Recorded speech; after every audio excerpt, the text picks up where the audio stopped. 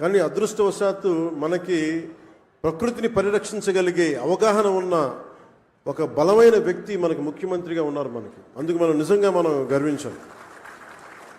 ఈరోజు మా అందరికీ కూడా ఆయన ఇచ్చిన టార్గెట్స్ ప్రతి చోట 33% ఉండాలి ఫారెస్ట్ కవర్ అంటే, మా అందరికి ఇచ్చిన టార్గెట్ ఒక 50% ఆంధ్రప్రదేశ్లో ఉండాలి. ఆంధ్రప్రదేశ్ తలమానికంగా ఉండాలి.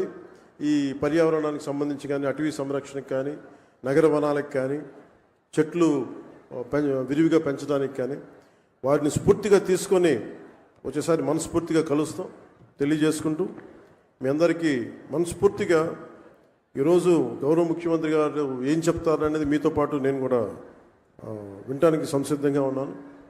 వారిచ్చే సూచనలు సలహాలు తీసుకొని వచ్చే సంవత్సరం ఆయన మీద మనం పెట్టిన బాధ్యతని బలంగా నిర్వర్తించి ఆయన మెప్పు పొందేలాగా మనందరం ముందుకెళ్ళాలని మనస్ఫూర్తిగా కోరుకుంటూ సెలవు తీసుకున్నాను.